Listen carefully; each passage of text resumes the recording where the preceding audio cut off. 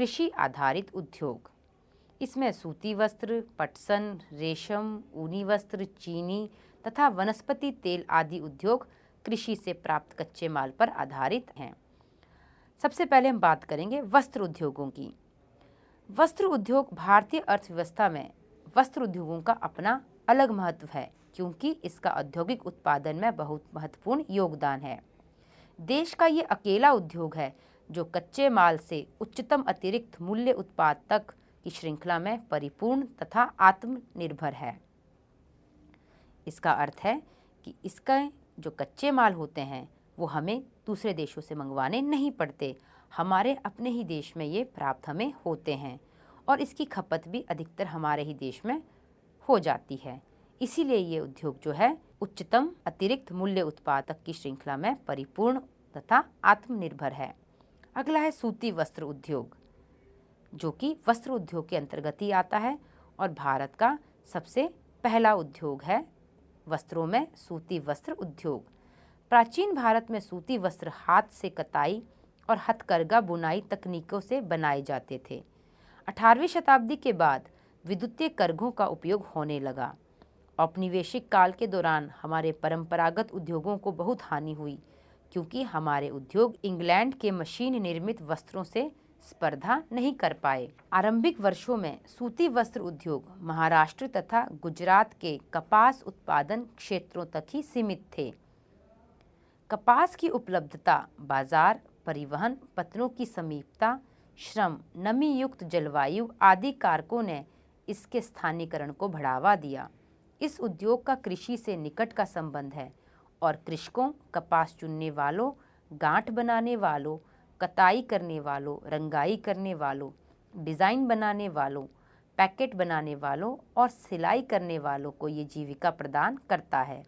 इस उद्योग के कारण रसायन, रंजक, मिल स्टोर तथा पैकेजिंग सामग्री और इंजीनियरिंग उद्योगों की मांग बढ़ती है। फलस्वरूप इन उद्योगों का विकास होता है।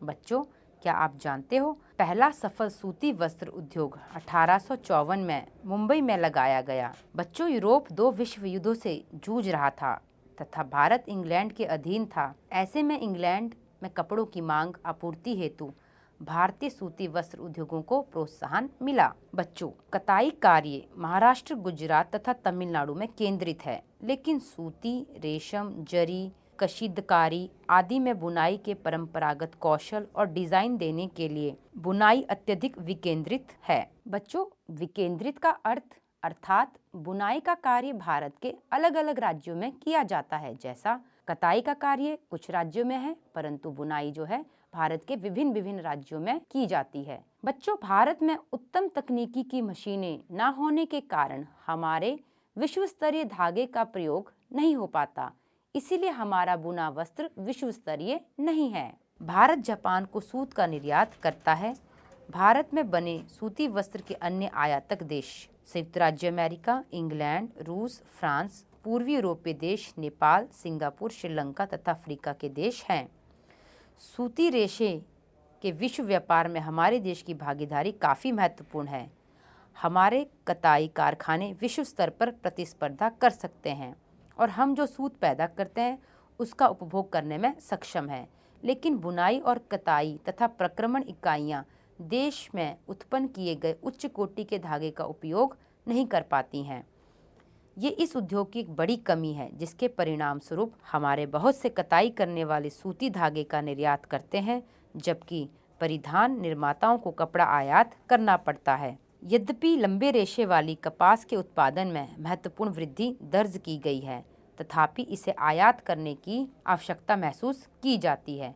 बच्चों, मानचित्र को देखो, इसमें वस्त्र उद्योग दिखाए गए हैं। सूती वस्त्र उद्योग, ऊनी वस्त्र उद्योग और रेशम वस्त्र उद्योग।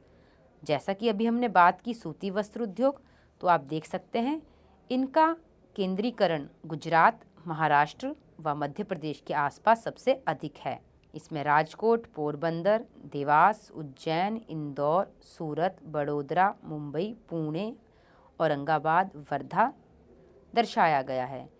वहीं पूर्व की तरफ मुर्शिदाबाद, हावड़ा, हुगली और दक्षिण की तरफ मदुरई, कोयम्बटूर, चेन्नई और उत्तर की तरफ कानपुर, आगरा, मुरादाबाद, ये सभी सूती वस्त्र उद्योगों के केंद्र हैं। फिर ऊनी वस्त्र उद्योगों के केंद्र आप देख सकते हो ज़्यादातर उत्तर भारत में हैं, क्योंकि अधिक सर्दी वहाँ पड़ती है और वहीं पर इसका बाज़ार सबसे ज़्यादा है। फिर है रेशम वस्त्र उद्योग, ये हमारे दक्षिणी भाग में आपको दिखाई दे रहे हैं और उत्तर भारत में श्रीनगर, अनंतनाग, बारामुल्ला में और पूर्व की तरफ मुर्शिदाबाद और बांकुरा में, दक्षिण में बेंगलुरु और कोलार में रेशम वस्त्र उद्योग केंद्रित हैं। आओ बच्चों, अब हम बात करते हैं हमारे पटसन उद्योग की। भारत पटसन व पटसन निर्मित सामान का सबसे बड़ा उत्पादक है तथा बांग्लादेश के पश्चात दूसरा बड़ा निर्यातक भी है। बच्चों, क्या आप जानते हो पहला पटसन उद्योग कोलकाता के निकट रिशारा में 1855 में लगाया गया। 1947 में देश के विभाजन के पश्चात पटसन मिलें तो भारत में रह गई, लेकिन 3/4 जूट उत्पादक क्षेत्र पूर्वी पाकिस्तान अर्थात बांग्लादेश में चले गए। भारत में सबसे अधिक जूट मिलें हुगली क्षेत्र में है। हुगली नदी तट पर इनके स्थित होने के निम्न कारण हैं।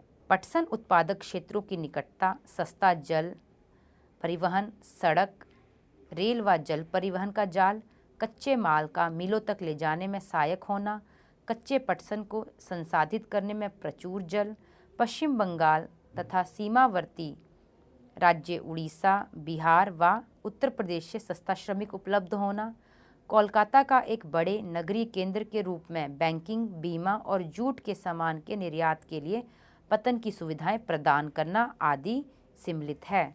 तो बच्चों, ये सभी कारण हैं कि हुगली नदी के किनारे ही सबसे अधिक पटसन उद्योग क्यों हैं। आप जानते हो हुगली नदी के बारे में? हुगली नदी को हम गंगा नदी के नाम से भी जानते हैं, पर जब गंगा नदी बंगाल में आ जाती है तब वहाँ इसे हुगली नदी के नाम से जाना जाता है।